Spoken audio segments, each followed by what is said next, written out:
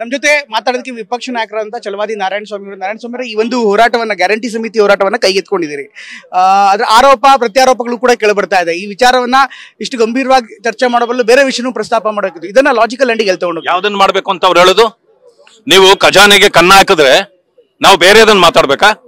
ಇದು ಕಾಂಗ್ರೆಸ್ನ ಕಾರ್ಯಕರ್ತರನ್ನು ಕಾಪಾಡ್ಲಿಕ್ಕೆ ಅವ್ರನ್ನ ಜೊತೆಲಿ ಇಟ್ಕೊಳ್ಳಕ್ಕೆ ನಿಮ್ಮಲ್ಲಿ ಹಣ ಇಲ್ಲ ಅಂತಂದ್ರೆ ಖಜಾನೆಗೆ ಕನ್ನ ಹಾಕಬೇಕು ಅಂತಿದ್ಯಾ? ಇದು ಸಂವಿಧಾನಿಕ ಹುದ್ದೆಗಳಲ್ಲ. ಯಾವ ಕಾರಣಕ್ಕೆ ಇದನ್ನ ಮಾಡಿದ್ದೀರಿ? ಅಧಿಕಾರಿಗಳಿಲ್ವಾ? ಗ್ಯಾರಂಟಿ ಮಾಡಿರ್ತಕ್ಕಂಥದ್ದೇ ನೀವು ಹಣನ ಬೇರೆ ರೀತಿಯಲ್ಲಿ ಗುಳುಂ ಮಾಡ್ಲಿಕ್ಕೆ. ಗ್ಯಾರಂಟಿ ಜನರಿಗೆ ತಲುಪ್ತಾ ಇಲ್ಲ. ಅದನ್ನ ನೀವು ಯಾವ ಉದ್ದೇಶದಿಂದ ಈ ಸಮಿತಿಗಳನ್ನು ಮಾಡಿದ್ದೀರಿ? ಅದರಿಂದ ಒಂದು. ಎರಡನೇದು, ಇವತ್ತು ಯೂನಿವರ್ಸಿಟಿಗಳನ್ನು ಮುಚ್ಚುತ್ತಾ ಇದ್ದೀರಲ್ಲ, ಹಣ ಇಲ್ಲ ಅನ್ನೋದು ತಾನೆ. ಅಂದ್ಮೇಲೆ ನಿಮ್ಮ ಕಾರ್ಯಕರ್ತರನ್ನ ಸಾಕ್ಲಿಕ್ಕೆ ಹಣ ಬೇಕಾ? ನೀವು ಯೂನಿವರ್ಸಿಟಿಗಳನ್ನ ಓಪನ್ ಮಾಡಿ, ಈ ಹಣನ ಅದಕ್ಕೆ ಕೊಡಿ. ನಿಮ್ಮವ್ರನ್ನ ಸಾಕ್ಲಿಕ್ಕೆ ನಿಮಗೆ ಸಾಧ್ಯ ಇಲ್ಲ ಅಂತಂದ್ರೆ ಕಾಂಗ್ರೆಸ್ ಬಾಗ್ಲೇ ಮುಚ್ಚಿಬಿಡಿ.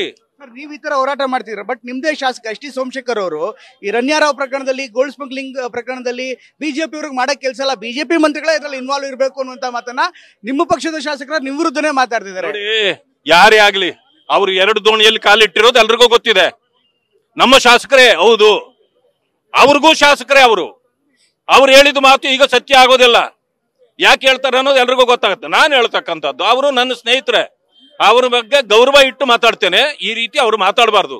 ಒಂದು, ಆ ಕಡೆ ಆದ್ರೂ ಮಾತಾಡ್ಬೇಕು, ಇಲ್ಲ ಈ ಕಡೆ ಆದ್ರೂ ಇರ್ಬೇಕು. ನಾನು ಎರಡನೇ ಮಾತನ್ನ ಹೇಳ್ತಕ್ಕಂಥದ್ದು, ಇವತ್ತು ರನ್ಯಾ ರಾವ್ ಅವರ ಬಗ್ಗೆ ಏನಾದ್ರೂ ಮಾತಾಡ್ಬೇಕಾದ್ರೆ ಯಾಕೆ ಸರ್ಕಾರ ಮಾತಾಡೋದಿಲ್ಲ? ಮಂತ್ರಿಗಳ ಹೆಸರುಗಳು ಬರ್ತಾ ಇದೆ, ಯಾಕೆ ಮಾತಾಡ್ತಾ ಇಲ್ಲ? ಅವರು ಉತ್ತರ ಕೊಡ್ಬೇಕಲ್ಲ. ನಮ್ಮವ್ರಿದ್ರೆ ಅದನ್ನು ಕೊಡ್ರಿ. ಯಾರು ಬೇಡ ಅಂತಂದ್ರು? ತಪ್ಪು ಯಾರು ಮಾಡಿದ್ರು ತಪ್ಪೇ ಅಲ್ವಾ? ಮಾಡ್ಬೇಕು. ಈ ಹೋರಾಟವನ್ನ, ಗ್ಯಾರಂಟಿ ಹೋರಾಟವನ್ನ ಸದನದಲ್ಲೂ ಮುಂದುವರಿಯುತ್ತೆ, ಇವತ್ತು ಖಂಡಿತ ಮುಂದುವರಿಯುತ್ತೆ. ಧನ್ಯವಾದ. ಇದಿಷ್ಟು ಛಲವಾದಿ ನಾರಾಯಣಸ್ವಾಮಿ ಅವರು ಹೇಳ್ತಾ ಇರುವಂತಹ ಮಾತು. ಕ್ಯಾಮರಾಮನ್ ಪ್ರಾಣೇಶ್ ಜೊತೆ ಪ್ರಮೋದ್, TV9 ಬೆಂಗಳೂರು.